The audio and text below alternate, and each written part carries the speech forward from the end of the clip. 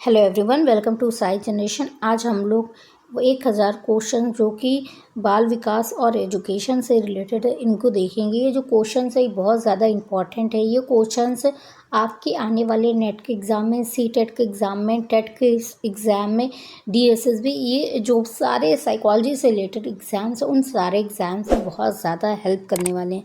So video को पूरा देखिएगा, वीडियो को स्किप मत करिएगा। ये सारे क्वेश्चन, एक एक क्वेश्चन आपके लिए बहुत ज़्यादा इंपॉर्टेंट हो। तो वीडियो को शुरू करते हैं। Let's get started. अगर आपको ये वीडियो समझ में आएगा तो चैनल को लाइक, शेयर और सब्सक्राइब करना मत भूलिएगा।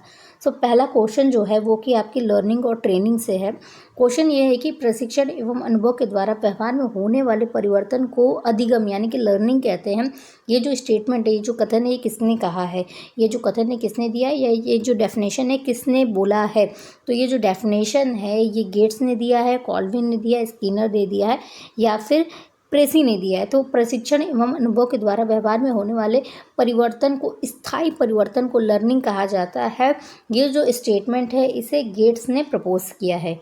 कोई भी बालक सीखना शुरू कर देता है। कोई भी बालक सीखना कब शुरू कर देता है? पहला ऑप्शन है जब उसे विश्वविद्यालय या विद्यालय में प्रवेश दिलाया जाता है, जब वो बोलना शुरू करता है, जब वो घर से निकलता है, या फिर अपने जन्म से ही।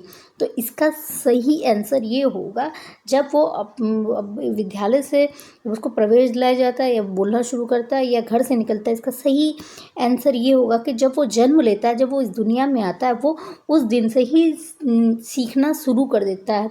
वो सबसे पहले अपने माता पिता के तरफ देखता है, वो रोता है, वो हाथ पैर मारता है, वो उनकी उंगलियों को पकड़ने की कोशिश करता है, वो अंगूठा चूसने की कोशिश करता है, वो दूध पीने की कोशिश करता है। ये सारी चीज़ें ना लर्निंग का प्रोसेस है।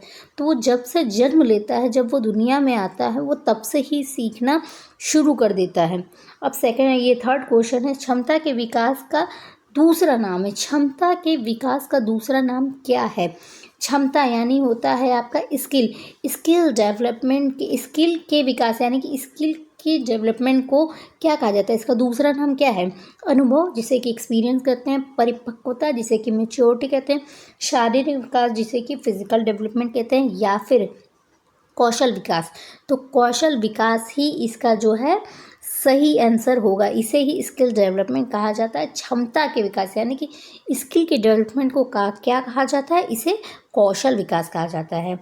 मनोविज्ञान ने शिक्षा को बना दिया है। भाई, मनोविज्ञान ने शिक्षा को क्या बना दिया है? पाठ्य चर्चा केंद्रित, शिक्षक केंद्रित, बाल केंद्रित, या फिर विषय केंद्रित। देखो, पाठ्य चर्चा, ये जो आपका सिलेबस होता है वो ये कह रहा है syllabus focused, teacher focused, child focused, या सब्जेक्ट फोकस्ड। तो जो साइकोलॉजी है उसने एजुकेशन को बाल केंद्रित मतलब चाइल्ड फोकस्ड या फिर चाइल्ड सेंटर्ड बना दिया है। ये बच्चों के विकास पर, उनके मानसिक विकास पर पूरा ध्यान देता है, बताता है कि किस तरह से एजुकेशन के टेक्निक्स को इस्तेमाल किया जाना चाहिए ताकि बच्चे का संपूर्ण विकास हो सके। अब फिफ्थ क्वेश्चन की बात करते हैं। निम्नलिखित में से कौन सा रायबर्न के अनुसार शिक्षा के 3 संबंधों में सम्मिलित नहीं है? फर्स्ट ऑप्शन है बच्चे और शिक्षक में संबंध, सेकंड ऑप्शन है बच्चे और समाज में संबंध, और थर्ड ऑप्शन है शिक्षक और विषय में संबंध, और फोर्थ ऑप्शन है विषय और बच्चे में संबंध। तो रायबर्न ने जो अपनी थ्योरी प्रपोज की है उसके अकॉर्डिंग बच्चे और शिक्षक में संबंध शिक्षा के 3 संबंधों में सम्मिलित है। बच्चे और समाज में संबंध भी शिक्षा के 3 संबंधों में सम्मिलित है। विषय और बच्चे में संबंध भी शिक्षा के 3 संबंधों में सम्मिलित है। तो इसका जो आंसर होगा वो होगा थर्ड। इसका जो आंसर होगा वो होगा थर्ड, शिक्षक और बच्चे में संबंध। तो जो रायबर्न के अनुसार, उनकी जो थ्योरी थी उसके अनुसार शिक्षा के 3 संबंधों में सम्मिलित नहीं है, शिक्षक और विषय में संबंध है। अब सिक्स्थ क्वेश्चन की तरफ आते हैं। अधिगम प्रतिफल का तात्पर्य है बालक के व्यवहार में होने वाला परिवर्तन। अधिगम प्रतिफल का तात्पर्य क्या है? मतलब अधिगम का जो रिजल्ट होता है वो क्या होता है? बालक के व्यवहार में होने वाला परिवर्तन, शिक्षक की शिक्षण विधियों में परिवर्तन, पाठ्य पुस्तक का परिमार्जन, या फिर उपयुक्त में से कोई नहीं। बच्चे के व्यवहार में होने वाला परिवर्तन शिक्षा के प्रतिफल का मतलब कि लर्निंग का जो रिजल्ट होता है वो क्या? बच्चे के व्यवहार में होने वाला परिवर्तन होता है। शिक्षक और शिक्षण की विधियों में परिवर्तन, पाठ्य पुस्तक में परिवर्तन या फिर उपयुक्त में से कोई नहीं। तो इसको देखिए, आप देख सकते हैं कि यहाँ पे बालक के व्यवहार में होने वाला परिवर्तन इन तीनों बातों से थोड़ा सा अलग है। शिक्षक और शिक्षण विधियों में परिवर्तन से संबंध शिक्षा से है। पाठ्य पुस्तक का परिमार्जन भी। अब 7th क्वेश्चन पे आते हैं, जिसमें पूछा जा रहा है कि निम्नलिखित में से कौन सा किशोरावस्था का लक्षण नहीं है। तो किशोरावस्था के लक्षणों में सबसे पहले ये देखते हैं कि कौन कौन से लक्षण शामिल है। यहाँ पे जो फर्स्ट ऑप्शन है शारीरिक परिवर्तन, भाई ये किशोरावस्था की सबसे प्राइमरी और सबसे बेसिक जो है लक्षण है, सबसे पहला सिम्टम है, तो ये तो बिल्कुल भी नहीं है। सेकंड ऑप्शन है व्यवहार में स्थिरता। क्या किशोर बच्चे इस बड़े लोगों की तरह, एक मैच्योर बच्चों की तरह उनके व्यवहार में स्थिरता होती है, वो इस तरह से बिहेवियर करते हैं जैसे कोई बड़ा और मैच्योर बच्चा बिहेव कर रहा है। थर्ड ऑप्शन है अस्थिरता की समस्या। क्या उनके बिहेवियर में, क्या उनके मानसिक स्थिति में, क्या उनके इमोशन में अस्थिरता यानी कि इनस्टेबिलिटी की प्रॉब्लम होती है? तो जी हाँ, बिल्कुल होती है। एंड फोर्थ है इमोशनल प्रॉब्लम्स, संवेगात्मक समस्याएं। तो भाई किशोरावस्था की जो बेसिक लक्षण है, जो बेसिक सिम्टम्स हैं, उसमें शारीरिक परिवर्तन, अस्थिरता, इनस्टेबिलिटी की प्रॉब्लम और इमोशनल प्रॉब्लम्स इसका बेसिक सिम्टम या बेसिक लक्षण है। तो इसका जो सही आंसर है वो होगा आपका व्यवहार में स्थिरता। किशोर बच्चे बड़े बच्चों की तरफ बिहेवियर नहीं करते हैं, उनका जो बिहेवियर होता है वो स्टैब्लिश या स्टेबल नहीं होता है। अब 8th क्वेश्चन की बात करते हैं। शिक्षा मनोविज्ञान में शिक्षक को मदद करता है। भाई शिक्षा मनोविज्ञान में शिक्षक को क्या मदद करता है? बाल विकास का ज्ञान प्राप्त करने में शिक्षा मनोविज्ञान शिक्षक को मदद करता है। इसका कहने का मतलब इस क्वेश्चन का है कि भाई शिक्षा मनोविज्ञान शिक्षक को किस तरह से मदद करता है। तो पहला ऑप्शन है बाल विकास का ज्ञान प्राप्त करने में, बाल स्वभाव तथा व्यवहार को जानने में, या बच्चों के चरित्र निर्माण में, या उपयुक्त के सभी के लिए। तो देखने में देखो ये क्या लग रहा है भाई, शिक्षा मनोविज्ञान में एजुकेशनल साइकोलॉजी शिक्षक को हर तरह से मदद करता है, इसलिए इसका जो ऑप्शन होगा वो होगा आपका 4th, उपयुक्त सभी के लिए। अब 9th क्वेश्चन की तरफ आते हैं कि निम्नलिखित में से कौन सा शिक्षा मनोविज्ञान के अध्ययन की वस्तुनिष्ठ विधि नहीं है। ये जो 4 ऑप्शंस हैं, ये इसमें फर्स्ट ऑप्शन है आपका प्रयोगात्मक विधि, और आपका सेकंड ऑप्शन है उपचारात्मक विधि, थर्ड ऑप्शन है आत्मनिरीक्षण यानी कि introspection method, and fourth option है निरीक्षण यानी कि ऑब्जर्वेशन मेथड। तो ये पूछ रहा है कि निम्नलिखित में से कौन सा आपका शिक्षा मनोविज्ञान के अध्ययन की, उसको स्टडी करने की वस्तुनिष्ठ विधि नहीं है। कौन सा मेथड जो कि शिक्षा मनोविज्ञान में यूज़ नहीं किया जाता। एक्सपेरिमेंटल मेथड बिल्कुल यूज़ किया जाता है, उपचारात्मक विधि भी बिल्कुल यूज़ की जाती है, ऑब्जर्वेशन मेथड भी। भाई टीचर बच्चों को क्या करते हैं, टीचर बच्चों को ऑब्जर्व करते हैं, इसलिए ये निरीक्षण विधि होगा। प्रयोगात्मक विधि इसलिए होगा कि शिक्षा में, जो शिक्षा मनोविज्ञान में जो शिक्षक होते हैं वो अलग अलग तरह के प्रयोग करके, अलग अलग तरह के एक्सपेरिमेंट करके, अलग अलग टेक्निक्स, अलग अलग स्ट्रेटजीज को यूज़ करके बच्चों को पढ़ाते हैं। तो भाई प्रयोगात्मक विधि भी होगा। अब बात करते हैं उपचारात्मक विधि की। उपचारात्मक विधि में जो टीचर होते हैं वो बच्चों को सही डिसीजन, सही तरह से पढ़ाने के लिए उनको सही तरह की चीज़ें समझाते हैं, उनको सही तरह से बताते हैं, उनकी जो क्वायरीज होती है उनको क्लियर करते हैं। तो ये उपचारात्मक विधि भी होगा। इंट्रोस्पेक्शन मेथड, आत्मनिरीक्षण विधि, ये ऐसे इंट्रोस्पेक्शन मेथड क्या होता है, इसमें अपनी सेल्फ की बात हो रही है, अपने सेल्फ के इमोशन को समझने, अपने सेल्फ के जो भी लर्निंग है, अपनी जो सेल्फ की कैपेबिलिटीज़ है उसको समझने की बात हो रही है। तो यहाँ पे देखो क्या हो रहा है, ये जो 3 मेथड है, एक्सपेरिमेंटल मेथड, कोई भी पर्सन, कोई भी टीचर अपने ऊपर स्ट्रेटजीज यूज़ नहीं करता, वो स्ट्रेटजीज का यूज़ करके बच्चों को पढ़ाता है। तो इसीलिए प्रयोगात्मक विधि भी होगा, उपचारात्मक विधि भी होगा, और ऑब्जर्वेशन मेथड भी यानी कि निरीक्षण विधि भी होगा। तो इसका जो सही आंसर, इसका सही आंसर होगा इंट्रोस्पेक्शन, इसका सही आंसर होगा इंट्रोस्पेक्शन मेथड, आत्मनिरीक्षण विधि। अब 10th क्वेश्चन की बात करते हैं। निम्नलिखित में से किसमें मूल वृत्ति संबंध संवेग से मेल नहीं खाती। बेसिक जो आपका इमोशन है, ये जो आपके जो ये युग्म दिए हैं या फिर जो आपके पेयर्स दिए हैं, इसमें से कौन है बेसिक पेयर जो कि इमोशन से मेल नहीं खाते हैं। पलायन भय बिल्कुल है। पलायन भय इसलिए है क्योंकि जब आदमी भागेगा तो डर जाएगा, ये आपके जेम्स लांजे की थ्योरी से लिया गया है। इमोशन इमोशन या फिर आप संवेदना, सेंसेशन कह सकते हैं, और आश्चर्य। तो ये देखो पहले ही मैं बता दे रही हूँ, मैच नहीं कर रहा है, क्योंकि भाई किसी को देख करके संवेदना होगी तो क्या वो उसी समय वो आश्चर्यचकित हो जाएगा, बहुत ज़्यादा एक्साइटेड हो जाएगा या फिर सरप्राइज हो जाएगा? नहीं, ऐसा नहीं होगा। युद्ध प्रियता और क्रोध, बिल्कुल इसका ऑप्शन बिल्कुल है भाई। जो आदमी क्रोधी हो सकता है तो वो युद्ध प्रिय भी हो सकता है, वो लड़ाका हो सकता है।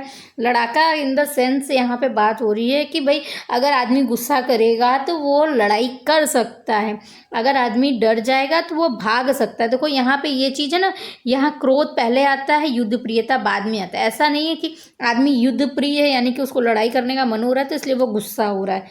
यहाँ पे है कि आदमी को गुस्सा हो रहा है इसलिए वो लड़ाई कर रहा है, आदमी डर रहा है इसलिए भाग जा रहा है। ठीक है, तो यहाँ पे चीज़ें अपोजिट चल रही हैं, ये जो युग्म है ये अपोजिट चल रहा है। अब होता है घृणा और अप्रियता। देखो यहाँ पे पहले घृणा आएगा, आप किसी को हेट करते हैं, उसके बाद इसीलिए आप उस दूसरे पर्सन को पसंद नहीं करते हैं उसको अच्छा आप उसको मतलब मानते नहीं है, उससे वो आप अच्छा नहीं लगता है आपको, उसको सामने वाला पर्सन अप्रिय लगता है, यही यहाँ पे बात हो रही है। तो घृणा और अप्रियता भी युग्म होगा। संवेदना और आश्चर्य का कोई भी पेयर, कुछ भी पेयर नहीं है, इसीलिए यहाँ ये जो संवेग का है ये सेकंड ऑप्शन आएगा। अब 11 क्वेश्चन की बात करते हैं। संवेग जो सामान्यतः सुख देता है, संवेग इमोशन जो सामान्यतः सुख देता है, सामान्यतः प्लेजर देता है, सामान्यतः हैप्पीनेस यानी खुशी देता है। तो 11 का क्या आंसर होना चाहिए? करुणा जो सामान्यतः सुख देता है। करुणा क्या होता है? दया का भाव होता है। एकांकीपन, आइसोलेशन, बिल्कुल नहीं भाई, ये तो कहीं से भी सुख नहीं दे रहा है। ये जो आपका एकांकीपन ऑप्शन में है ये कहीं से भी सुख नहीं दे रहा है, तो ये वाला तो ऑप्शन होना ही नहीं है। भूख, भाई किसी को भूख लगती है तो बड़ा खुश तो होता नहीं है, तो ये ऑप्शन तो बिल्कुल भी नहीं होगा। आत्माभिमान यानी सेल्फ रिस्पेक्ट, तो क्या सेल्फ रिस्पेक्ट खुशी देता है? क्या सेल्फ रिस्पेक्ट एक ऐसा इमोशन है जो कि खुशी देता है, सुख देता है, शांति देता है, प्लेजर देता है? तो यहाँ पे देखो दो में कन्फ्यूज़न दिख रहा है, करुणा और आत्म अभिमान यानी कि सेल्फ रिस्पेक्ट, ये दो में आपको थोड़ा सा कन्फ्यूज़न दिख रहा होगा। तो संवेग जो सामान्यतः सुख देता है, तो आप किसी को देख करके आपके मन में करुणा आती है तो क्या आप खुश होते हैं? नहीं, आपके मन में किसी को देख करके अगर करुणा आती है तो आपका मन दुखी हो जाता है। सेल्फ रिस्पेक्ट एक ऐसी चीज़ है, आत्म अभिमान, जिसके कारण आदमी खुश होता है। जब आदमी का सेल्फ रिस्पेक्ट हाई होता है तो बहुत ज़्यादा खुश होता है। तो इसका आंसर क्या होगा? फोर्थ होगा, आत्म अभिमान यानी कि सेल्फ रिस्पेक्ट। अब 12th क्वेश्चन की बात करते हैं। निम्नलिखित में से कौन सा अमूर्त स्थायी भाव है? अमूर्त यानी कि abstract but permanent emotion, abstract but permanent affect आप कह सकते हैं। तो क्या है परमानेंट बट एब्स्ट्रैक्ट, जिसको आप देख नहीं सकते। मूर्त क्या होता है? जिसको आप देख सकते हैं आप सामने से। अमूर्त क्या होता है? जिसको आप सामने से देख नहीं सकते हैं। तो इसका क्या आंसर होना चाहिए? फर्स्ट ऑप्शन है आपका आदर, सेकंड ऑप्शन है आपका निवास स्थान, थर्ड है पशु, फोर्थ है क्रोध। अब देखो यहाँ पे भी दो में कन्फ्यूज़न आया ना। अब देखो कैसे कन्फ्यूज़न आया। आदर एक ऐसा है जिसको कि एब्स्ट्रैक्ट होता है, आप देख नहीं सकते। निवास स्थान तो बिल्कुल नहीं होगा, इसके आगे एक छोटा सा क्रॉस लगा दो, क्योंकि भाई ये अमूर्त नहीं है, ये मूर्त है, इसको आप देख सकते हैं। अब बात करते हैं थर्ड की, पशु, इसके आगे भी क्रॉस लगा दो क्योंकि आप पशु को भी देख सकते हैं। अब फोर्थ है, एक तो ये है आपका आदर और फोर्थ है आपका क्रोध। भाई ये दोनों ऐसे अमूर्त स्थायी भाव हैं जिसको आप देख नहीं सकते हैं। ठीक है, तो अब इसमें आपको सर्च कौन सा करना है, आपका आंसर होगा कौन सा? निम्नलिखित में से कौन सा अमूर्त स्थायी भाव है?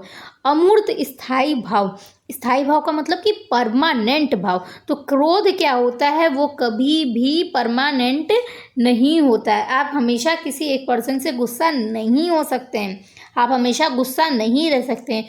बट रिस्पेक्ट क्या है? अगर आपके मन में किसी के प्रति रिस्पेक्ट है, आदर है, तो आप हमेशा ये आपके मन में उसके प्रति रहेगा। फॉर एग्ज़ाम्पल, अगर आपके मन में आपके शिक्षक के लिए रिस्पेक्ट है तो वो रिस्पेक्ट हमेशा परमानेंट रहेगा। आप उनसे अपने पढ़ाई के दौरान मिले, आपकी पढ़ाई अगर ख़त्म हो जाती है उसके बाद मिले, या फिर आप अपने लाइफ में कुछ बड़ा अचीव कर लें उसके बाद अपने टीचर से मिले, तब भी आपके मन में अपने टीचर के प्रति वही आदर भाव, वही सम्मान की भावना रहेगी जो कि जब वो टीचर आपको पढ़ाते थे उस समय थी। तो इसीलिए अमूर्त स्थायी भाव में आपका आंसर होगा आदर। ठीक है। अब 13 क्वेश्चन की तरफ आते हैं। 13 क्वेश्चन क्या कह रहा है?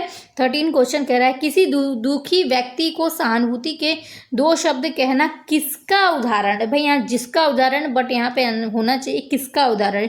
किसी दुखी व्यक्ति को सहानुभूति के 2 शब्द कहना किसका उदाहरण है? तो क्या ये सक्रिय सहानुभूति यानी एक्टिव सिंपैथी का एग्जाम्पल है? निष्क्रिय सहानुभूति पैसिव सिंपैथी का एग्जाम्पल है?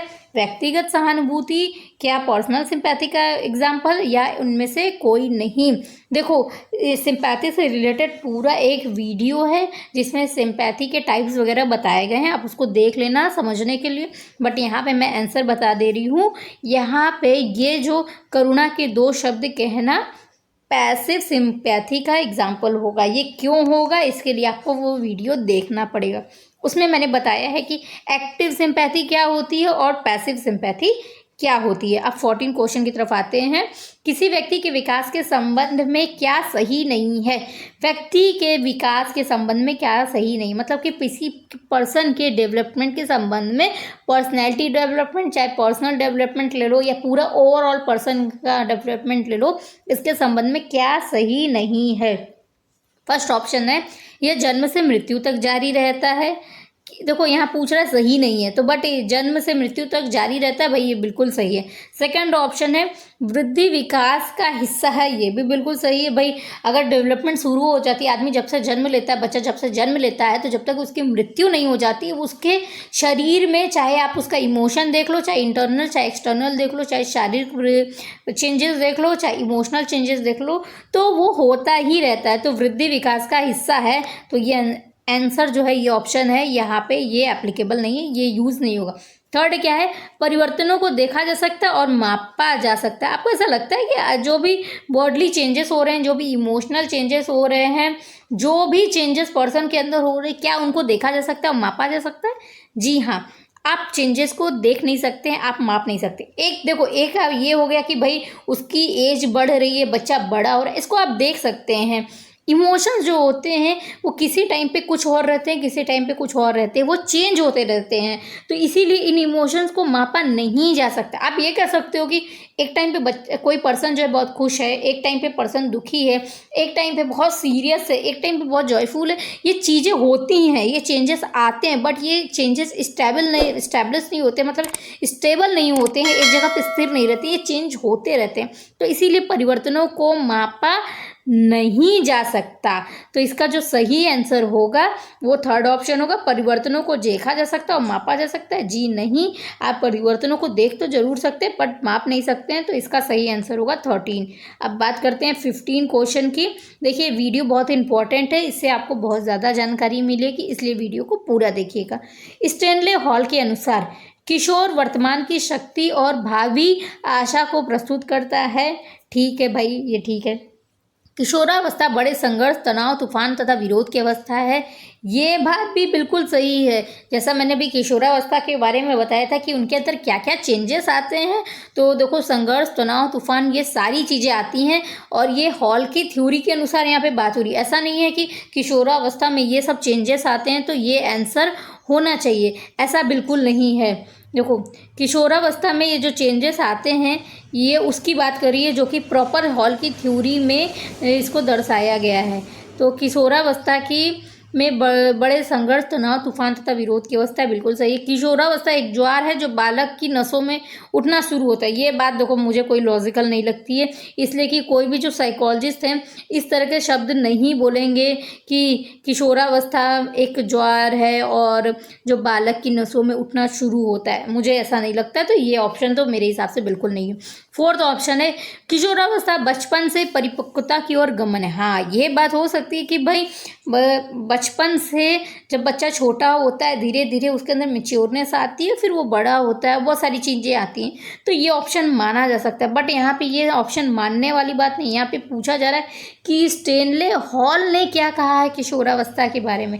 तो स्टैनले हॉल के अनुसार किशोरावस्था बड़े संघर्ष, तनाव और तूफान तथा विरोध की अवस्था है। फिर 16 क्वेश्चन की तरफ आते हैं।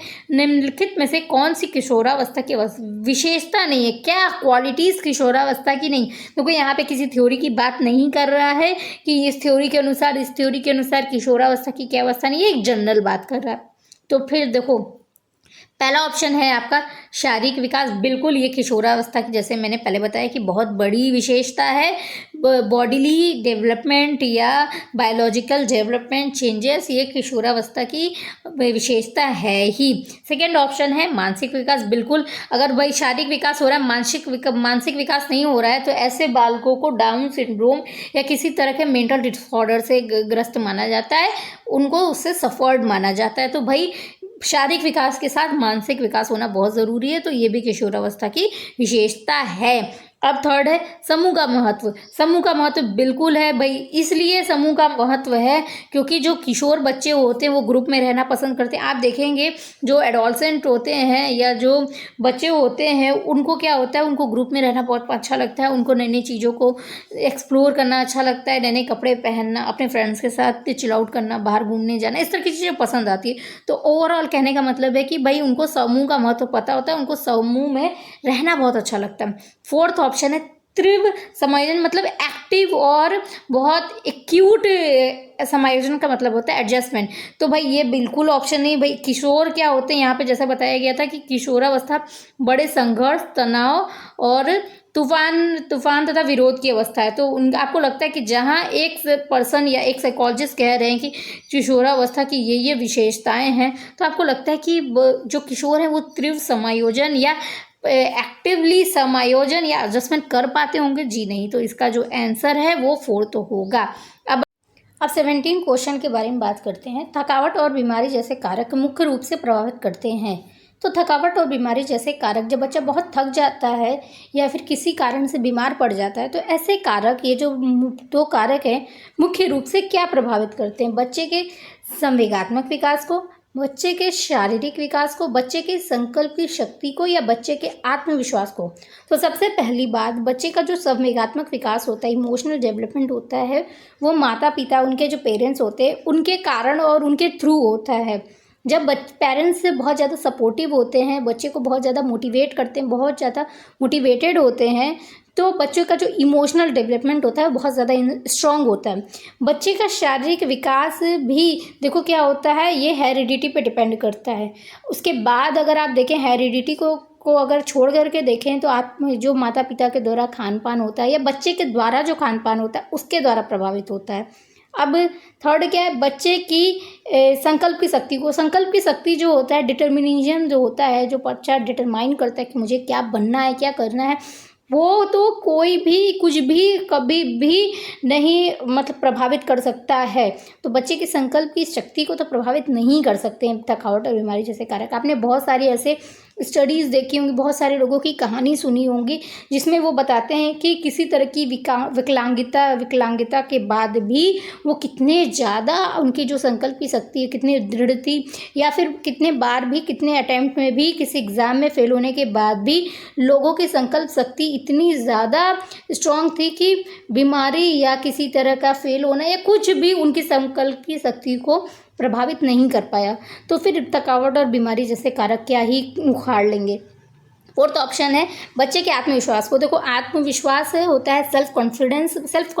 कॉन्फिडेंस का मतलब होता है कि किसी काम को करने के लिए आप कितने ज़्यादा कॉन्फिडेंट है और किसी गोल को आप अचीव करने के लिए आपके अंदर कितना पोटेंशियल। अगर आपके अंदर पोटेंशियल है तो आपका कॉन्फिडेंस ऑटोमेटिक हाई होगा।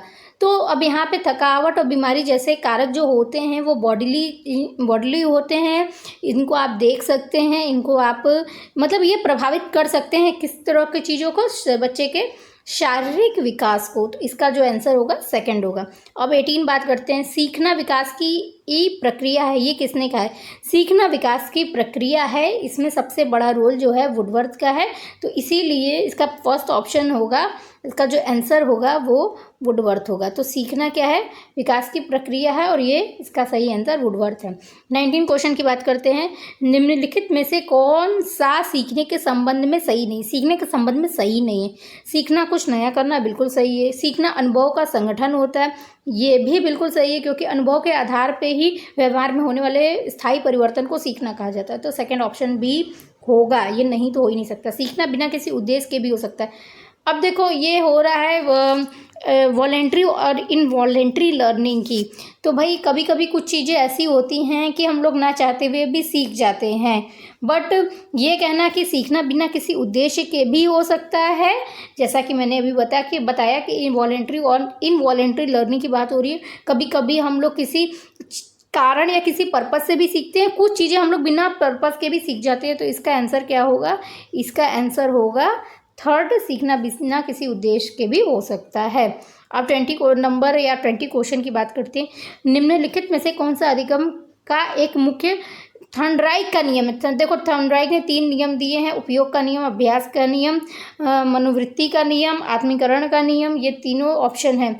तो इसमें से कौन सा जो नियम है, थॉर्नडाइक की जो थ्योरी है उसका मेन नियम है? तो जैसे मैंने बोला कि अभ्यास का नियम, उपयोग का नियम, अभ्यास का नियम, सारे नियम ही थॉर्नडाइक के द्वारा प्रपोज किए गए। तो इसका जो मेन नियम, बट इन सारे नियमों में मेन नियम पूछ रहा है, तो इसका मेन नियम होगा अभ्यास के नियम। तो थॉर्नडाइक का जो मेन नियम है वो अभ्यास का नियम है, सीखने की थ्योरी का।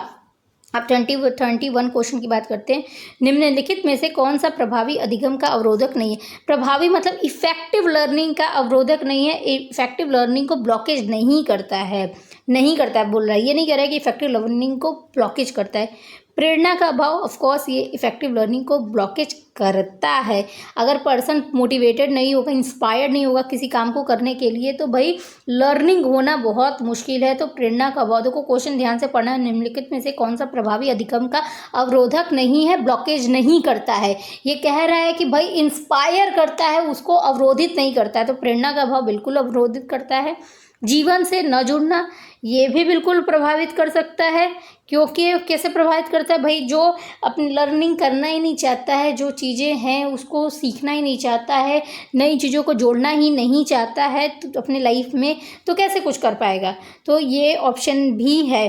थर्ड है अधिगम परिस्थिति, यानी कि लर्निंग का जो सिचुएशन होता है वो डिपेंड करता है। अब फोर्थ को ऑप्शन है इनमें से कोई नहीं। तो निम्नलिखित में कौन सा प्रभावी लर्निंग का अवरोधक नहीं है?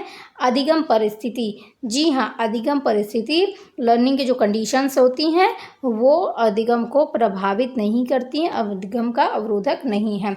अब 22वें क्वेश्चन की बात करते हैं। कंप्यूटर में किस इकाई में जटिल गणनाएं करने की क्षमता होती है? भाई कंप्यूटर की किस इकाई में, मतलब ये कौन सा यूनिट है कंप्यूटर का जिसके थ्रू जो कॉम्प्लेक्स स्टैटिक्स होते हैं, जो कॉम्प्लेक्स कैलकुलेशन होती है, की जाती है? ये क्वेश्चन पूछ रहा है। तो फर्स्ट ऑप्शन है अदा इकाई, सेकंड ऑप्शन है स्टोरेज स्मृति भंडार इकाई यानी यूनिट, मेमोरी इनकोडिंग यूनिट आप कह सकते हैं, केंद्रीय सेंट्रल प्रोसेसिंग यूनिट, या प्रदा इकाई। तो इसका सही आंसर क्या होना चाहिए? इसका सही आंसर है आपका सेंट्रल प्रोसेसिंग यूनिट यानी कि CPU।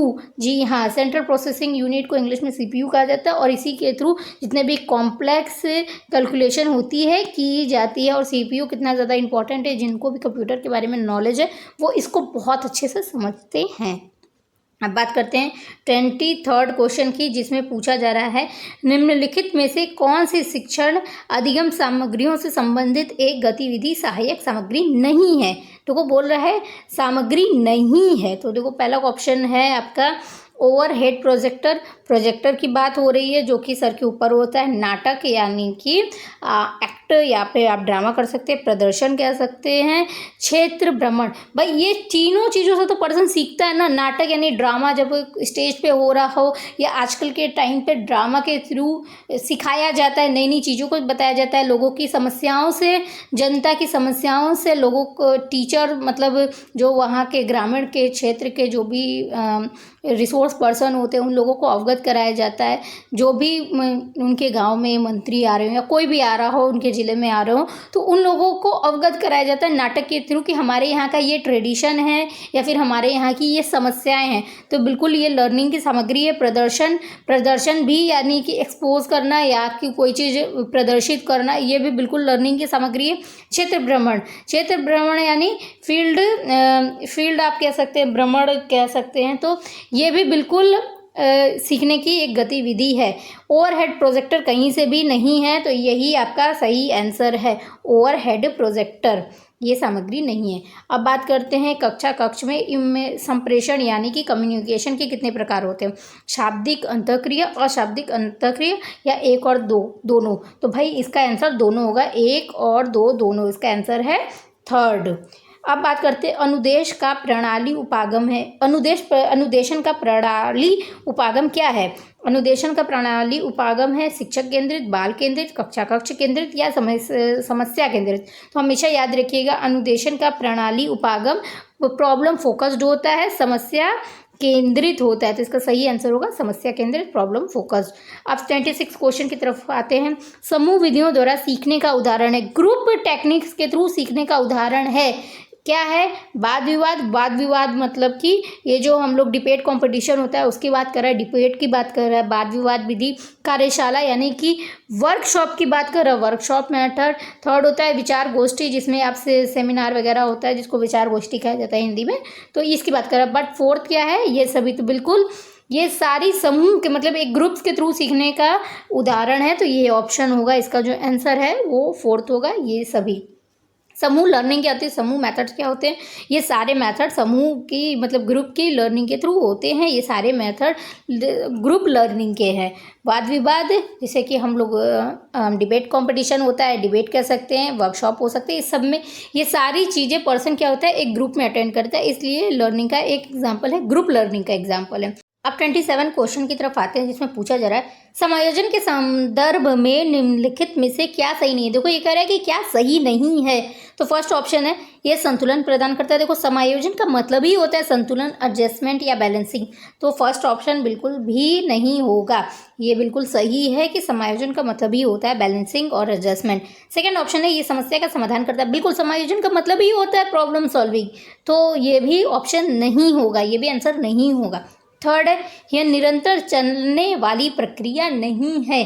आपको क्या लगता है क्या पर्सन हमेशा किसी न किसी चीज़ से एडजस्टमेंट करता रहता है। जी हाँ, ये बिल्कुल सही है, हमेशा चलने वाली प्रक्रिया नहीं है। यह निरंतर चलने वाली प्रक्रिया नहीं, पर्सन एक चीज़ से एडजस्टमेंट करता है, दूसरी चीज़ से करता है, तीसरी चीज़ से करता है, तो ये प्रक्रिया जो होती है निरंतर नहीं चलती है। फोर्थ है समायोजन की अनुपस्थिति में व्यक्ति तनाव, संघर्ष और चिंताओं से घिरा रहता है। बिल्कुल सही। जब पर्सन किसी चीज़ से, चाहे उसके सर्कमस्टेंसेस हो, चाहे उसके सिचुएशंस हो, चाहे इकोनॉमिकल हो, चाहे फिजिकल हो, चाहे वो कहीं कुछ एग्ज़ाम देने जा रहा हो या किसी एग्ज़ाम की प्रिपरेशन कर रहा हो या उसके फ्रेंड सर्कल हो, कुछ भी आप ले लो, ओवरऑल जिन भी चीज़ों को आप ले सकते हो, समायोजन अगर वहाँ पे एडजस्टमेंट नहीं है तो पर्सन क्या करेगा, तनाव फील करेगा, संघर्ष यानी कि कॉन्फ्लिक्ट फील करेगा और परेशान रहेगा, इन सब से घिरा रहेगा। तो ये भी बिल्कुल सही बात है। तो समायोजन की अनुपस्थिति में पर्सन तनाव, संघर्ष और चिंताओं से घिरा रहता है, ये सच है। तो इसका फर्स्ट ऑप्शन नहीं होगा, इसका जो फर्स्ट ऑप्शन ये नहीं होगा, सेकंड ऑप्शन नहीं होगा क्योंकि ये समस्या समाधान की प्रक्रिया, फोर्थ भी नहीं होगा। तो इसका जो सही आंसर है वो होगा थर्ड ऑप्शन, जिसमें ये कह रहा है कि ये निरंतर चलने वाली प्रक्रिया नहीं है। एक टाइम के बाद समायोजन एडजस्टमेंट खत्म हो जाता है। पर्सन चीज़ों से कितना एडजस्ट करेगा, एक चीज़ से एडजस्ट किया, दूसरी चीज़ से एडजस्ट किया, तीसरी चीज़ से एडजस्ट किया, और एक बार किसी चीज़ से पर्सन एडजस्ट कर लेता है तो वापस उसी चीज़ से एडजस्टमेंट करना पॉसिबल नहीं है, तो इसीलिए निरंतर चलने वाली प्रक्रिया नहीं है। अब 28 क्वेश्चन की तरफ आते हैं। अधिगम को प्रभावित करने वाले पर्यावरणीय यानी कि इन्वायरमेंटल फैक्टर्स में से एक है। देखो यहाँ बोला इन्वायरमेंटल फैक्टर, सामाजिक परिवेश यानी कि जहाँ पे आप रह रहे हैं, जो आपका सोशल कॉन्टेक्स्ट है, उस परिवेश की, आपके सोशल इन्वायरमेंट की बात कर रहा है। ये पर्यावरणीय कारकों में से एक है। थकावट बिल्कुल नहीं है, क्योंकि थकावट तो मेंटल होता है। फटीग आदमी टेंशन क्या होता है, फिजिकल फील करता है, मेंटल फील करता है, तो ये आप पर्यावरणीय इन्वायरमेंटल तो नहीं कह सकते, मेंटल स्टेट भी नहीं है, तो इसका सही आंसर होगा सामाजिक परिवेश। इसमें ऐसा कुछ बहुत खास बताने वाला नहीं है, तो ये मैं बस बता दे रही हूँ कि इसका आंसर यही होना चाहिए और यही होगा भी। 29 निम्नलिखित में से कौन सा मानसिक रूप से स्वस्थ व्यक्ति का लक्षण। देखो कह रहा है जो पर्सन मेंटली हेल्दी है, मतलब कि मानसिक रूप से स्वस्थ है, मेंटली हेल्दी है, और ये लक्षण है, किस चीज़ का लक्षण है और कौन सा लक्षण है जो कि बताता है कि पर्सन मानसिक रूप से स्वस्थ है। फर्स्ट है सहनशीलता। बिल्कुल, जो पर्सन मेंटली बहुत स्ट्रांग होते हैं और मेंटली हेल्दी होते हैं वो बहुत सहनशील होते हैं। सेकंड है आत्मविश्वास। भाई जो लोग मेंटली हेल्दी होंगे उनके अंदर सेल्फ कॉन्फिडेंस होगा ही। मेंटली रूप से या मेंटल हेल्थ है, आप इसको मेंटली हेल्दी कहने से अच्छा है कि मेंटल हेल्थ बोलिए। जिनका मेंटल हेल्थ बहुत अच्छा होता है वो सहनशील होते हैं। उनके अंदर किसी वो सहनशील का मतलब होता है कि कोई जो सिचुएशन है उस सिचुएशन को फेस करने के लिए उनके अंदर इतना ताकत है, इतना पोटेंशियल, इतना हिम्मत है कि वो उस चीज़ को सहन कर पा रहे हैं। आत्मविश्वास सेल्फ कॉन्फिडेंस है भाई। जो जिसका मेंटल हेल्थ अच्छा होगा वो बिल्कुल कॉन्फिडेंट होगा, उसको अपने पोटेंशियल के बारे में बिल्कुल पता होगा कि उसके अंदर क्या पोटेंशियल है, वो क्या अचीव कर सकते हैं या अभी तक उसने क्या अचीव किया है। इसे ही आत्मविश्वास सेल्फ कॉन्फिडेंस कहते हैं। थर्ड है इमोशनल मैच्योरिटी। ये बहुत इंपॉर्टेंट है। जो आज के टाइम पे होता है ना कि मेरा आज ब्रेकअप हो गया, अब मैं सुसाइड कर लूँगी, या फिर मैं डिप्रेशन में जा रही हूँ, या ये है वो है। इस संवेगात्मक परिपक्वता इमोशनल मैच्योरिटी इसे ही कहते हैं। इमोशनल मैच्योरिटी हमेशा रिलेशनशिप में ही नहीं होती। इमोशनल मैच्योरिटी ओवरऑल होती है। ओवरऑल इन द सेंस बड़ों को देख करके उनका सम्मान करना, पेरेंट्स की इज्जत करना, आपके जो टीचर्स हैं उनको रिस्पेक्ट करना, ये सारी चीज़ें इमोशनल मैच्योरिटी होती है। अब जैसा मैंने एक शुरुआत में एक एग्जांपल दिया, मैं उस एग्जांपल को देखूं तो भाई ये भी आज के टाइम पे बहुत ज़्यादा हो रहा है। किसी का ब्रेकअप हो जा रहा है तो उनके मन में ऐसे ऐसे ख्याल आ रहे हैं, ऐसी ऐसी बातें आ रही हैं कि मैं ऐसा कर लूँगी, मैं वैसा कर लूँगी। तो ये सारी चीज़ें ना इमोशनल मैच्योरिटी नहीं दर्शाती हैं। तो जो पर्सन जिनका मेंटल हेल्थ बहुत अच्छा होता है तो उसमें से कौन सा व्यक्ति का लक्षण है, ये सारी चीज़ें मेंटली हेल्थी पर्सन या जिनका मेंटल हेल्थ अच्छा होता है उनका एग्जाम्पल है। तो ये इसका जो आंसर होगा, इसका आंसर फोर्थ होगा। ये सारी चीज़ें आती हैं, मतलब वो सहनशील होता है, उसके अंदर सेल्फ कॉन्फिडेंस होता है और संवेगात्मक परिपक्वता यानी कि मेंटल या इमोशनल मैच्योरिटी होती है। अब बात करते हैं 30 क्वेश्चन की। निमृतवाद के संदर्भ में कौन सा कथन गलत है? निमृतवाद के संबंध में देखो यहाँ पे 4 ऑप्शन है। ज्ञान का संचरण आवश्यक रूप से शिक्षक द्वारा किया जाता है। सेकंड ऑप्शन है नवीन ज्ञान का सृजन पूर्व ज्ञान के आधार पे होता है। थर्ड ऑप्शन है अधिगमकर्ता ज्ञान का सृजन कर सकता है, बिल्कुल सही बात है। एंड फोर्थ ऑप्शन है अधिगमकर्ता स्वयं के अधिगम के लिए सक्रिय एवं उत्तरदायी होता है। ये सारे ऑप्शन सही हैं। नवीन ज्ञान का सृजन पूर्व ज्ञान के आधार पर होता है। नवीन ज्ञान का सृजन कहने का मतलब है कि आप कुछ नया सीख रहे हैं, अपने पहले के ज्ञान में कुछ जोड़ रहे हैं। इसे रिसर्च कहते हैं कि कुछ अगर नया है उसमें ऐड करना जो पहले से ज्ञान या जो पहले से नॉलेज प्रेजेंट है। तो निमृतवाद के संदर्भ में कौन सा कथन गलत है? ये तीनों बातें सही हैं। निमृतवाद के संदर्भ में सेकंड, थर्ड और फोर्थ अधिगमकर्ता ज्ञान का सृजन कर सकता है, बिल्कुल सृजन कर सकता है, मतलब अपने ज्ञान को बढ़ा सकता है। तो जो सीख रहा है भाई, सीखने से वो अपने ज्ञान में, अपने नॉलेज में वृद्धि ही करेगा। फोर्थ ऑप्शन है अधिगमकर्ता स्वयं के अधिगम के लिए सक्रिय, बिल्कुल सही बात है भाई। जो पर्सन लर्न कर रहा है तो उसकी लर्निंग के लिए वही एक्टिव और वही रिस्पॉन्सिबल होता है। तो इसका जो फर्स्ट ऑप्शन है वो होगा ज्ञान का संचरण आवश्यक रूप से शिक्षक द्वारा किया जाता है। ऐसा नहीं है, ये 2 वे कम्युनिकेशन होता है। जो नॉलेज होता है, जो ज्ञान होता है, 2 वे कम्युनिकेशन होता है। शिक्षक द्वारा ज्ञान दिया जाता है और जो उनके लर्नर होते हैं उनके द्वारा ज्ञान जो होता है वो लिया जाता है, इसीलिए 2 वे कम्युनिकेशन होता है। 31 क्वेश्चन की बात करते हैं। कक्षा में परस्पर संवाद से क्या उभर कर आना चाहिए? परस्पर संवाद मतलब डायरेक्ट कम्युनिकेशन से क्या उभर कर आना चाहिए? भाई यहाँ पे इसका सही आंसर होगा विचार उभर कर आना चाहिए। 32 क्वेश्चन की बात करते हैं। छात्र की विद्यालय उपलब्धि निर्भर करती है। छात्र की विद्यालय उपलब्धि निर्भर करती किस चीज़ पर?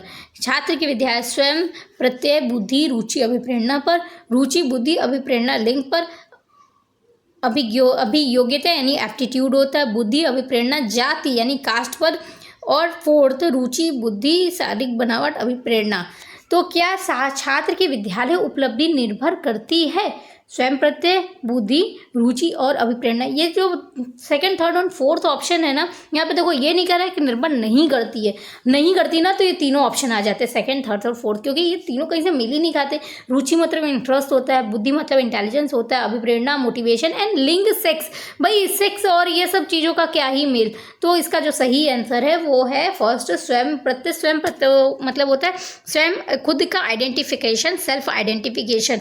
पर्सन अपने अपने कॉन्सेप्ट को, अपने आप को कितना अच्छा जान रहा है, उसको जान रहा है का कहने का मतलब है कि वो उसको पता है कि उसके अंदर कितना पोटेंशियल है, ये इसकी बात कर रहा है। अपने इंटेलिजेंस के बारे में, उसके इंटरेस्ट के बारे में और उसके मोटिवेशन के बारे में। स्वयं प्रत्यय में सारी चीज़ें आती है, सेल्फ कॉन्सेप्ट में सब आता है, उसका इंटेलिजेंस, उसका एटीट्यूड और उसका इंटरेस्ट और उसका मोटिवेशन, यानी जो बच्चा है, जो पर्सन है, उसके मोटिवेशन की बात कर रहे हैं। तो इसीलिए छात्र की विद्यालय उपलब्धि निर्भर करती है ऑप्शन फर्स्ट पर।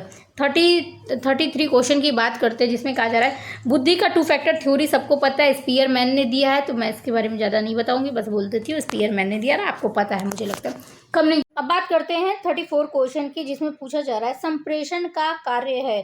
संप्रेषण का बेसिकली पूछ रहा है कि संप्रेषण यानी कि कम्युनिकेशन का क्या कार्य होता है, संप्रेषण का क्या कार्य होता है। फर्स्ट ऑप्शन है सूचना का आदान प्रदान करना, सेकंड ऑप्शन है शिक्षा एवं प्रशिक्षण, education and training, third option है मोटिवेशन अभिप्रेरणा और फोर्थ ऑप्शन है उपयुक्त सभी। तो देखने में ऐसा लग रहा है कि जैसे इसका आंसर होगा फोर्थ ऑप्शन उपयुक्त सभी।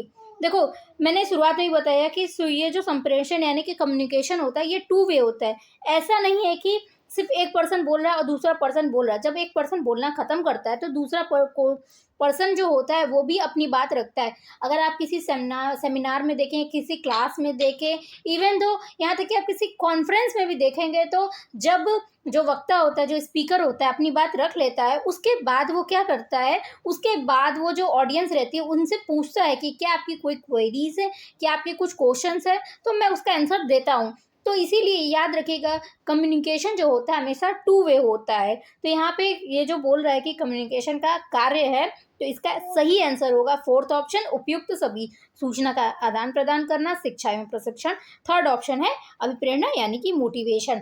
तो ओवरऑल ये जो कम्युनिकेशन है, इसके थ्रू ये सारी चीज़ें की जाती हैं, यह इसका यही कार्य है। 35 क्वेश्चन है कक्षा कक्ष शिक्षण होना चाहिए। कक्षा कक्ष शिक्षण मतलब क्लास बेस्ड शिक्षण कैसा होना चाहिए। फर्स्ट ऑप्शन है त्रिप यानी कि एक्यूट होना चाहिए। सेकंड ऑप्शन है संवाद मूलक यानी कम्युनिकेबल, बातचीत करने वाला होना चाहिए। एक पर्सन बोल रहा है तो दूसरा पर्सन, मतलब ऐसा माहौल होना चाहिए कि अगर टीचर अपनी बात बता रहा है तो स्टूडेंट्स को भी इतनी छूट होनी चाहिए कि वो भी अपनी बात रख सके। थर्ड है सरल, मतलब सिंपल होना चाहिए, बहुत ज़्यादा कॉम्प्लिकेटेड या बहुत कॉम्प्लेक्स नहीं होना चाहिए, बहुत स्पेसिफिक नहीं होना चाहिए। फोर्थ ऑप्शन है एक तरफा यानी वन वे कम्युनिकेशन होना चाहिए। तो बेसिकली देखो, आप अगर अपने आप को उस क्लासरूम में इमेजिन करके देखो तो आप यही पाएंगे कि जो कक्षा कक्ष शिक्षण होना चाहिए वो हमेशा संवाद मूलक यानी कि कम्युनिकेबल होना चाहिए। 36 ऑप्शन क्वेश्चन है। 36 है किशोर किशोरियों के संदर्भ में सर्वोत्तम समूह चयनित कीजिए। किशोर और किशोरियों के संदर्भ में यहाँ पे आप उनके एडोलसेंट और ये वाली चीज़ याद रखिएगा, उनकी कैरेक्टरिस्टिक्स याद रखिएगा, उनकी क्वालिटीज़ याद रखिएगा, उनकी लिमिटेशन, मेरिट डिमेरिट्स याद करके इनका समूह, सर्वोत्तम समूह चयनित करना है। देखो फर्स्ट ऑप्शन है तार्किकता, अमूर्त चिंतन और निर्णय शक्ति। तार्किकता यानी कि रैशनैलिटी, अमूर्त चिंतन एब्स्ट्रैक्ट थिंकिंग, निर्णय शक्ति यानी डिसीजन मेकिंग या डिसीजन पावर। सेकेंड है आदर्शवादी, श्रेष्ठ, समायोजन, स्वसम्मान, निरीक्षण, विद्रोह की भावना, निरीक्षण विद्रोह की भावना, दोहराने की प्रवृत्ति। और फोर्थ ऑप्शन है दर्शन, समायोजन, समाज सेवा की भावना। देखो किशोरियों के संदर्भ में सर्वोत्तम चयनित समूह चयनित कीजिए, सर्वोत्तम समूह चयनित कीजिए, मतलब कौन सा समूह जो बेस्ट उनको एक्सप्लेन कर रहा है। अब देखो, जैसा कि मैंने इसके शुरुआत में बताया था कि ये किशोरों की जो क्वालिटीज की कैरेक्टरिस्टिक्स थे उसके बारे में, तो उसको देख के क्या लगता है, तार्किकता रैशनैलिटी होती है, अमूर्त चिंतन एब्स्ट्रैक्ट थिंकिंग। तो ये जो स्टेट होता है ना, ये जो किशोरावस्था की अवस्था जो होती है, इसकी जो खासियत होती है, इसमें जो लोग होते हैं बहुत ज़्यादा रेशनल होते हैं। अगर पेरेंट्स के द्वारा कहा जाता है कि ये काम नहीं करना चाहिए, ये काम करना चाहिए, तो बहुत ज़्यादा क्वेश्चन करते हैं कि नहीं मैं ऐसा क्यों करूँ, मैं ऐसे क्यों करूँ। तो इसलिए उनकी तार्किकता रैशनैलिटी बहुत ज़्यादा होती है, वो बहुत ज़्यादा रीजंस अपनी बात को विथ प्रूफ या फिर आप ये कह सकते हैं कि विथ रीजंस, तर्क के साथ अपनी बात को रखते हैं। तो इसीलिए इसका फर्स्ट जो है तार्किकता वो देखने में सही लग रहा है। एब्स्ट्रैक्ट थिंकिंग, भाई कहते हैं ना कि किशोरावस्था में हवा में उड़ते रहते, तो एब्स्ट्रैक्ट थिंकिंग हवा में उड़ने वाली चीज़ नहीं। एब्स्ट्रैक्ट थिंकिंग मतलब वो अमूर्त रूप से अपनी प्लानिंग, फ्यूचर की प्लानिंग, चीज़ों को सोच पा रहे हैं, एब्स्ट्रैक्ट थिंकिंग कर पा रहे हैं। डिसीजन, इस सबसे बड़ी क्वालिटी जो किशोरावस्था की है वो है निर्णय शक्ति। उनका जो डिसीजन होता है इतना ज़्यादा दृढ़ होता है, इतना ज़्यादा हार्ड होता है और इतना ज़्यादा स्टेबल होता है, मतलब उन्होंने कुछ डिसाइड कर लिया, करना है तो वो करके ही रहते हैं। आप इसीलिए एक चीज़ आप ध्यान रखिएगा, जितने भी 12th के या जितने भी कॉम्पिटिटिव एग्ज़ाम्स होते हैं, आप नीट ले लीजिए ने, और जो यूपीएससी है, इसके साथ ही साथ एमबीए की प्रिपरेशन, जितने भी आप कॉम्पिटिटिव भी देख लीजिए, सीटेट टेट जो भी आप देख लीजिए, वो सब आपके एडोलसेंट यानी एडल्ट, ये जो किशोरावस्था होती है, उसी अवस्था में वो जो एज होता है, उसी अवस्था में सारे एग्जाम्स मतलब देने का जो चलन है या जो एज डिसाइड है, उसी अवस्था में बच्चे देते हैं, स्टूडेंट्स देते हैं। इसका कारण, और उसी अवस्था में वो डिसाइड करते हैं कि मुझे भाई ये बनना, मुझे आईएएस बनना है, पीसीएस बनना है, मैं टीचर बनूंगा, उसी अवस्था में डिसाइड करते हैं। इसीलिए इसकी जो निर्णय शक्ति होती है बहुत ज़्यादा स्ट्रांग होती है। 37 क्वेश्चन की बात करते हैं, जिसमें पूछ रहा है किसी का, तो इसका फर्स्ट ऑप्शन ही सही होगा, तार्किकता, अमूर्त चिंतन, निर्णय शक्ति। क्यों सही होगा, मैंने इसको एक्सप्लेन कर दिया है। अब 37 क्वेश्चन की बात करते हैं, किसी कार्य को करने की विशिष्ट क्षमता को क्या कहते हैं? किसी काम को करने की विशिष्ट क्षमता यानी कि स्पेसिफिक एबिलिटी को क्या कहते हैं? अभिरुचि, देखो अभिरुचि अपनी पर्सनल इंटरेस्ट होता है, एप्टीट्यूड होता है, भाई मुझे ये काम करना पसंद है, इसे ही एप्टीट्यूड कहते हैं। तो यहाँ पे तो अभिरुचि तो कहीं से भी नहीं होने वाली। परसेप्शन भी बिल्कुल नहीं होगा। प्रत्यक्षीकरण मतलब किसी सामने वाली चीज को देखना, उसको परसीव करना अपने ज्ञान इंद्रियों के थ्रू, तो ये होता है परसेप्शन। अभिवृत्ति यानी होता है अभिरुचि एटीट्यूड होता है, अभिवृत्ति एप्टीट्यूड होता है। एप्टीट्यूड मतलब आपका पर्सनल इंटरेस्ट किसी चीज में।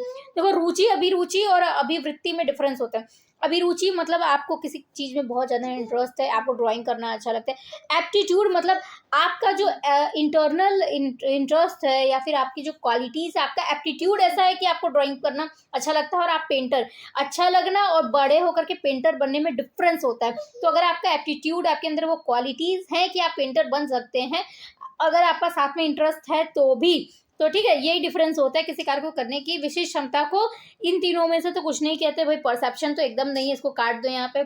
अभिरुचि इंटरेस्ट हो सकता है, अभिवृत्ति एप्टीट्यूड हो सकता है, अभियोग्यता मतलब क्वालिटी होती है। तो भाई किसी काम को करने की विशेष क्षमता को योग्यता से ही आप कर सकते हैं, उसकी क्वालिटी से ही कर सकते हो। तो इसका सही ऑप्शन होगा 3, अभियोग्यता। इसका सही आंसर है अभियोग्यता। अब 38 क्वेश्चन की बात करते हैं। मैं एक विद्यार्थी बीएड प्रवेश परीक्षा देता है और सफल रहता है, वो सबसे कहता है कि मैं अध्यापक बनना ही नहीं चाहता। देखो ये जो ऑप्शन है ना, ये जो क्वेश्चन है, ये आपके डिफेंस मैकेनिज्म का क्वेश्चन है। उदात्तीकरण, प्रक्षेपण, ये अंगूर खट्टे वाले हैं ना, अंगूर खट्टे, रैशनलाइजेशन, युक्तिकरण, इसका सही आंसर ये है। देखो ईगो डिफेंस मैकेनिज्म से रिलेटेड सारे वीडियोस अवेलेबल हैं चैनल पे, तो आप उसको देख लीजिएगा। यही आंसर है, थर्ड ऑप्शन, युक्तिकरण, जिसे रैशनलाइजेशन कहते हैं। इसके लिए एक ही जो लाइन है या फिर कहें कि एक कहावत बहुत प्रचलित है, उसके लिए यूज़ किया जाता है, अंगूर खट्टे हैं। मतलब कि जो लोमड़ी थी वो अंगूर तक पहुंच नहीं पाई, वो पर्सन जो कि बीएड क्वालिफाई कर नहीं पाया, इसलिए वो कहता है वो शिक्षक ही नहीं बनना चाहता। वो जो लोमड़ी थी वो कहती है कि अंगूर बहुत खट्टे हैं, इसलिए मुझे चाहिए ही नहीं। तो सेम यही लाइन यहाँ पे एप्लीकेबल हो रही है, इसे रैशनलाइजेशन कहते हैं। ईगो डिफेंस मैकेनिज्म से रिलेटेड पूरा डिटेल वीडियो है, आप उस वीडियो को चेकआउट करना ज़रूर और उस वीडियो को देखना मत भूलिएगा। चलिए 39 क्वेश्चन की तरफ आते हैं, जिसमें पूछा जा रहा है अच्छे मानसिक स्वास्थ्य के संकेतक है। देखो मैंने मानसिक स्वास्थ्य के बारे में, इसके मेंटल हेल्थ के बारे में, इसके पहले भी वाले क्वेश्चन में डिटेल में डिस्कस किया है, तो मैं यहाँ पे सीधे इसका आंसर डिस्कस करती हूँ। दूसरों की आलोचना, भाई जो मेंटली हेल्थी होता है ना, उसको बिल्कुल भी दूसरों को क्रिटिसाइज करने में कोई इंटरेस्ट नहीं होता है। तो ये जो ऑप्शन है ना, दूसरों की आलोचना करना, कहीं से भी एप्लीकेबल नहीं है। जिद करना, भाई ऐसे लोग जिद्दी होते हैं, मुझे नहीं लगता भाई, ये भी ऑप्शन नहीं होगा। जिद्दी प्रवृत्ति ये भी नहीं है। तो भाई सामयिक नियंत्रण, मैंने इसके पहले वाले क्वेश्चन में यही था कि इमोशनली वो कंट्रोल्ड होते हैं, इमोशनली स्टेबल होते हैं। तो यही आंसर है 39 नंबर का, सांवेगिक नियंत्रण। अब बात करते हैं कंप्यूटर का मस्तिष्क किसे सीपीयू को कहा जाता है। भाई ये सबको पता होगा मुझे लगता है, तो इस पर डिस्कस करने की जरूरत नहीं है। 41 क्वेश्चन जो कि कंप्यूटर से रिलेटेड है। कंप्यूटर की विशिष्ट विशेषता क्या है? What is the special quality of computer? तो कंप्यूटर की जो विशिष्ट विशेषता होती है वो क्या? इसकी गति यानी स्पीड होती है, इसकी रिमेम्बरेंस होती है, इसकी एक्यूरेसी, परिशुद्धता एक्यूरेसी होती है, या फिर फोर्थ ऑप्शन उपयुक्त सभी। तो ये ऐसा क्वेश्चन है जिसको मुझे नहीं लगता कि बहुत डिस्कस करने की ज़रूरत है। भाई ये सारी क्वालिटीज़ कंप्यूटर में होती हैं, इसलिए इसका आंसर जो होगा वो फोर्थ होगा। 42 क्वेश्चन है, कंप्यूटर सह अधिगम की विशेषता है। सह अधिगम मतलब कि कंप्यूटर के थ्रू लर्निंग की क्या विशेषता है। शिक्षण कार्य आसान हो जाता है, पाठ्यक्रम आसानी से पूरा हो जाता है, प्रतिभाशाली बालकों के लिए उपयोगी है, या फिर विद्यार्थी अपनी गति से सीखते हैं। देखो, सह लर्निंग का मतलब है कि इसके थ्रू आप अपनी ये जो विद्यार्थी होते हैं या फिर आप अपनी गति से सीखते हैं। ऐसा नहीं होता है कि आप कुछ कर रहे हो कंप्यूटर कुछ कर रहा है। तो इसीलिए इसका जो आंसर होगा 4th ऑप्शन होगा, विद्यार्थी अपनी गति से सीखते हैं। शिक्षक का शिक्षण कार्य आसान हो जाता है। यहाँ पे सह अधिगम की विशेषता पूछ रहा है। देखो, देखने में तो लग रहा है कि शिक्षण कार्य आसान हो जाएगा, बिल्कुल सही बात है। पाठ्यक्रम आसानी से पूरा हो जाएगा, ये भी सही बात है। प्रतिभाशाली बच्चों के लिए या बालकों के लिए उपयोगी नहीं, ये सिर्फ प्रतिभाशाली बालकों के लिए उपयोगी नहीं है, बल्कि ये उपयोगी है या हेल्पफुल है हर तरह के हर बच्चों के लिए जो कि कंप्यूटर को चला सकते हैं या कंप्यूटर से रिलेटेड कोई काम करते हैं। तो इसका जो आंसर है वो होगा 4th, विद्यार्थी अपनी गति से सीखते हैं। वो इसका आंसर 4th इसलिए होगा क्योंकि ऐसा नहीं है कि कोई विद्यार्थी बहुत तेज़ी से सीख रहा है या कोई विद्यार्थी बहुत धीमे सीख रहा है। तो इसका जो 4th ऑप्शन होगा वही सही होगा, विद्यार्थी अपनी गति से सीखते हैं। 43 क्वेश्चन की तरफ बढ़ते हैं, जिसमें पूछा जा रहा है निम्न में से वृद्धि और विकास के कौन से आयाम एक दूसरे से जुड़े हुए हैं। मतलब एक हो रहा है तो दूसरा भी हो रहा है। शारीरिक, ए देखो शारीरिक, बी बौद्धिक, सी सामाजिक, डी संवेगात्मक या ई नैतिक। तो इसका जो आंसर होना चाहिए, इसको हम लोगों को एक क्रम में देखना है। को एक आयाम, एक एलिमेंट दूसरे एलिमेंट से जुड़ा हुआ है। शारीरिक, जैसे कि फॉर एग्जांपल शारीरिक विकास हो रहा है तो बौद्धिक विकास भी होगा, सामाजिक विकास हो रहा है तो संवेगात्मक विकास भी होगा, और अगर नैतिक विकास हो रहा है तो ये सारे विकास होंगे। तो इसका जो आंसर है यहाँ पे आप 4 नंबर देख सकते हैं, ये दिया हुआ है ABCDE। तो ये सारी चीज़ें एक दूसरे से जुड़ी हुई हैं। शारीरिक विकास के साथ ही बौद्धिक विकास होता है, सामाजिक विकास के साथ इमोशनल संवेगात्मक विकास होता है, और संवेगात्मक विकास के साथ नैतिक विकास भी होता है। तो इसका जो आंसर है 43 क्वेश्चन का 4th होगा, यानी ये सारे विकास जो होते हैं, ये सारे आयाम एक दूसरे से जुड़े हुए हैं। 44 क्वेश्चन की तरफ बढ़ते हैं, निम्न में से कौन सी दृश्य श्रव्य सुविधा अधिगम हेतुओं के असरकार हेतुओं को संतुष्ट। देखो, इसका कहने का मतलब है कि कौन से जो हेतु होते हैं या जो कौन से ऑब्जेक्ट्स आप कह सकते हैं जो कि विजुअल एंड ऑडिटरी दोनों है। दृश्य मतलब होता है, ये जो दृश्य लिखा है ना, इसका मतलब होता है विजुअल, और जो श्राव्य या इसको आप श्रवण कह सकते हैं, इसका मतलब होता है ऑडिटरी। अब देखो, यहाँ पे जो हेतु असरकार हेतुओं को संतुष्ट करती है, कहने का मतलब है कि ये कौन से ये जो ऑब्जेक्ट्स हैं जो कि विजुअल और ऑडिटरी दोनों तरह के लर्निंग सुविधा प्रोवाइड कराते हैं। तो इसका जो आंसर होगा, इसका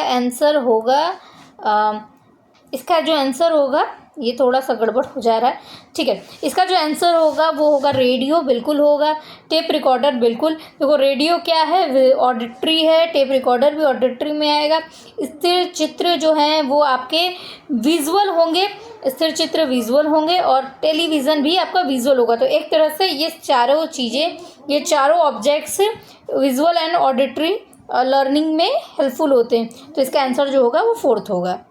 45 क्वेश्चन की तरफ आते हैं, जिसमें पूछ रहा है कि मस्तिष्का दोमुखी सिद्धांत के अनुसार विकास होता है। देखो, ये जो 2 थ्योरीज हैं ये बताती है, एक थ्योरी बताती है कि जो विकास होता है वो सिर से पैर की तरफ होता है, और दूसरी थ्योरी बताती है कि विकास पैर से सिर की तरफ होता है। ये जो फर्स्ट और सेकंड ऑप्शन दिया है ना, बाएं से दाएं की तरफ एंड दाएं से बाएं की तरफ, फर्स्ट एंड थर्ड को इस तरह का कोई विकास नहीं होता है, ठीक है। 2 ही तरह के विकास होते हैं जो कि आप ये कह सकते हैं, ये जो आपका दिया है ना दाएं से बाएं की ओर, ये भी गलत है, और बाईं से दाईं की ओर, दाईं से बाईं की ओर जो भी ये लिखा है ये गलत है। विकास केवल 2 तरह से होते हैं, एक होता है पैर से सिर की तरफ और दूसरा होता है सिर से पैर की तरफ। तो मस्तिष्का दोमुखी क्या कह रहा है, ये ऑलरेडी मस्तिष्क की बात हो रही है। तो इसका जो सही आंसर होगा वो 4th होगा, सिर से पैर की तरफ। अब बात करते हैं 46 नंबर क्वेश्चन की, जो कि कह रहा है प्रशिक्षण एवं अभ्यास किससे संबंधित है। भाई, प्रशिक्षण एवं अभ्यास, प्रशिक्षण मतलब होता है ट्रेनिंग और अभ्यास मतलब होता है प्रैक्टिस। तो ये जो कॉग्निशन है, कॉग्निशनवाद लिखा हुआ है, ये आपके मेंटल फिनोमिना है और ये मेंटल ऑपरेशंस है, तो बिल्कुल भी ये नहीं होगा, इसको क्रॉस लगा दो। इसके बाद आता है आपका बिहेवियरिज्म। बिहेवियर ही आपका प्रशिक्षण यानी ट्रेनिंग और अभ्यास यानी हैबिट होता है, प्रैक्टिस होता है। तो इसका जो सही आंसर है वो सेकंड होगा। निम्रतवाद और उपयुक्त में से कोई नहीं, ये सब गलत हैं, इसके ऊपर ध्यान देने की ज़रूरत नहीं है। अब बात करते हैं 47 क्वेश्चन की तरफ, जो कि बोलता है कि कौन सा एक ऑपरेटिंग सिस्टम नहीं है, निम्नलिखित में से कौन सा एक ऑपरेटिंग सिस्टम नहीं है। देखो IBM-IX ये बिल्कुल ऑपरेटिंग सिस्टम है, ये जो है ना ये बिल्कुल ऑपरेटिंग सिस्टम है। IBM देखो, अगर ये एक्स वाला नहीं समझ में आ रहा है तो IBMA ये है ना, ये याद रख लीजिए, ये बिल्कुल ऑपरेटिंग सिस्टम है। लूनेक्स ये भी कंप्यूटर का ऑपरेटिंग सिस्टम है, यूनेक्स भी कंप्यूटर का ऑपरेटिंग सिस्टम है। ये जो फायरफॉक्स है ना, ये ब्राउज़र होता है, और मुझे लगता है ये बात सबको पता होगी। तो इसका जो सही आंसर होगा, इसका सही आंसर होगा फायरफॉक्स। तो ये जो ऑप्शन है सेकंड वाला फायरफॉक्स, सब जानते हैं कि फायरफॉक्स एक ब्राउज़र होता है जिसके थ्रू हम लोग सफरिंग करते हैं, ब्राउजिंग करते हैं। तो इसका जो आंसर होगा वो सेकंड होगा, फायरफॉक्स एक ऑपरेटिंग सिस्टम नहीं है। अब ये 48 नंबर क्वेश्चन पूछ रहा है कंप्यूटर वायरस है। कंप्यूटर वायरस क्या होता है? हार्डवेयर में आता है या हार्डवेयर होता है, बैक्टीरिया होता है, सॉफ्टवेयर होता है, या इनमें से कोई नहीं? देखो, हार्डवेयर होता है, ये कोई वायरस नहीं होता है। बैक्टीरिया भी बहुत डिफरेंट चीज़ होती है, ये आपके ह्यूमन बॉडी में हो सकते हैं। ये जो बैक्टीरिया है ये आपके ह्यूमन बॉडी में हो सकते हैं, या फिर किसी खाने की चीज़ में, या किसी और चीज़ों में हो सकते हैं। सॉफ्टवेयर होता है वो, ये कंप्यूटर वायरस क्या होता है? सॉफ्टवेयर होता है, जो कि आपको सॉफ्टवेयर के थ्रू आता है। तो इसका सही आंसर क्या होगा? वो होगा सॉफ्टवेयर। ये जो कंप्यूटर वायरस होता है ये सॉफ्टवेयर होता है। 49 नंबर क्वेश्चन, लिंगवा फोन उदाहरण है। लिंगवा फोन क्या होता है? लिंगवा फोन होता है श्रव्य सामग्री। फ़ोन से ही देखो, यहाँ पे फ़ोन लिखा हुआ है ना, तो फ़ोन का मतलब ही होता है सुनने की चीज़, श्रव्य सामग्री, ऑडिटरी मटेरियल आप कह सकते हैं। तो इसका जो 49 का फर्स्ट ऑप्शन है यही सही होगा। यहाँ पे देखो क्या दिया है, दृश्य सामग्री। सेकंड ऑप्शन है श्रव्य दृश्य सामग्री, क्रियात्मक सामग्री। तो अगर आपको एकदम से आंसर नहीं पता है तो आप कंफ्यूज हो गए, बट यहाँ पे फ़ोन लिखा, लिंगवा फ़ोन लिखा है, क्या होता है ये पता होना चाहिए। तो इसका सही आंसर है श्रव्य सामग्री। 50 क्वेश्चन की तरफ आते हैं, जो कि बताता है निम्नलिखित में से कौन सा एक विकल्पों से संबंध नहीं है? कौन सा एक अन्य विकल्पों से संबंधित नहीं है? देखो, यहाँ संबद्ध नहीं है का मतलब है कि पहला वाला विकल्प दूसरे वाले विकल्प से रिलेटेड नहीं है, ठीक है, यही है। तो फर्स्ट ऑप्शन है प्रश्नोत्तर सत्रों को मतलब क्वेश्चन आंसर राउंड्स को क्या कहते हैं, रन करना। स्वांकलन के कौशल को परिमार्जित करना। स्वांकलन मतलब कि अपने कौशल के आधार पे, अपनी स्किल्स के आधार पे खुद को जज करना कि आप कितना ज़्यादा चीज़ों को जानते हैं, आपकी क्या स्किल्स है। थर्ड ऑप्शन है प्रकरण पर विद्यार्थियों की प्रतिक्रिया देना। कोई विद्यार्थी कोई घटना कर दिया, या कोई बात हो गई, कोई इंसिडेंट हो गया, तो इस विद्यार्थियों की प्रतिक्रिया लेना। देखो लिखा है लेना। कोई घटना हो गई, चाहे आपके स्कूल में, चाहे कॉलेज में, चाहे समाज में, हमारे समाज में कोई ना कोई घटना होती रहती है, तो ये जो घटा है उसमें विद्यार्थियों की क्या राय है, इसके बारे में निर्णय लेना। और फोर्थ ऑप्शन है प्रश्नोत्तरी परिचालन करना, मतलब क्वेश्चन आंसर राउंड या प्रश्नोत्तर सत्रों को संगठित करना, ऑर्गेनाइज करना, परिचालित करना मतलब रन करना। तो इसका जो सही आंसर है स्व आंकलन के कौशल को परिमार्जित करना। इसका सही आंसर सेकंड वाला है। स्व आंकलन के कौशल को परिमार्जित करना कैसे है, मैं अब आपको ये समझाती हूँ। देखो क्या कह रहा है, एक विकल्प अन्य विकल्पों से संबंधित नहीं है। फर्स्ट ऑप्शन क्या है, एक विकल्प अन्य विकल्पों से संबंधित नहीं है। क्या मतलब है कि ये जो चारों विकल्प दिए हैं ना, ऐसा नहीं है कि इससे ये संबंधित नहीं, इससे ये संबंधित नहीं, ये नहीं संबंधित, ये ऐसा कुछ नहीं है। ये कह रहा है कि ये जो चारों दिए ना, ये चारों ऑप्शंस, इसमें से कौन सा ऑप्शन जो कि दूसरे ऑप्शन से रिलेटेड नहीं है, ये क्वेश्चन है। देखो क्वेश्चन को समझना बहुत इंपॉर्टेंट है। तो फर्स्ट ऑप्शन प्रश्नोत्तर की बात कर रहा है, संगठित करने यानी उनको ऑर्गेनाइज करने की बात कर रहा है। सेकंड ऑप्शन आपका स्व आंकलन की बात, मतलब खुद को जज करने की, अपने स्किल्स के थ्रू बात कर रहा है। थर्ड वाला विद्यार्थियों की प्रतिक्रिया लेने की, विद्यार्थी देखो यहाँ ऐड है, विद्यार्थी का मतलब जैसे मैंने बताया कि प्रश्न पत्र, प्रश्नोत्तर सत्रों या क्वेश्चन आंसर राउंड को ऑर्गेनाइज करना। दूसरा होता है उनको रन करना, फोर्थ ऑप्शन दिया है प्रश्नोत्तरी परिचालन करना, उनको रन करना। तो ये तीनों ना एक दूसरे से संबंधित है, 1 नंबर 2 नंबर ये 3 नंबर सब क्या है, स्कूल से कॉलेज से ये सब चीज़ें रिलेटेड है। बट स्व आंकलन के कौशल को परिमार्जित करना, कौशल विकास की बात हो रही है, खुद को असेस करने की बात हो रही है, तो ये कहीं से भी इन तीनों ऑप्शन से रिलेटेड नहीं है। इसीलिए इसका आंसर जो है वो सेकंड है। ठीक है, अब बात करते हैं 51 क्वेश्चन की।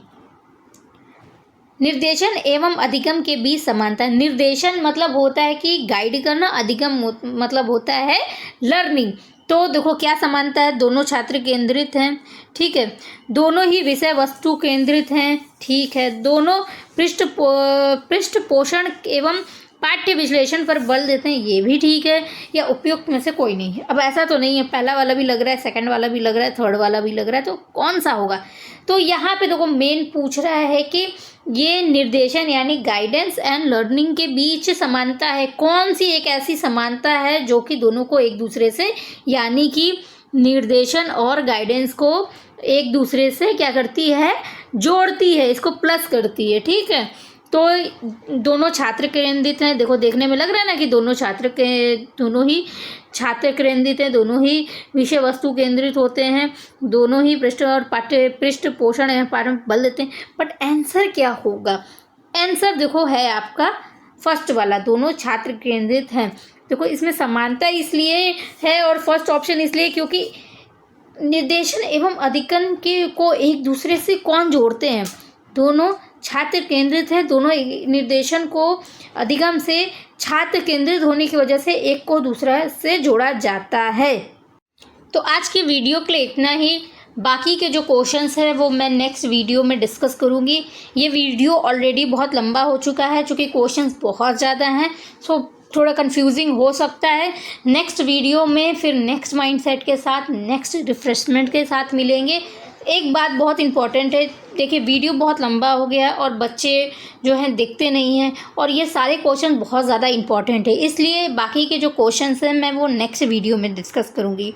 तो प्लीज़ मेरे चैनल को लाइक शेयर और सब्सक्राइब कर दीजिएगा। अगर ये वीडियो हेल्पफुल लगी होगी तो प्लीज़ इसे अपने फ्रेंड्स के साथ शेयर भी करिएगा। सो किसी भी क्वेरीज के लिए हमें मेल करिए, कमेंट सेक्शन में जाकर के कमेंट करिए, चैनल को लाइक करिए, चैनल को सब्सक्राइब करिए और शेयर करिए। टिल देन खुश रहिए, स्वस्थ रहिए और मस्त रहिए।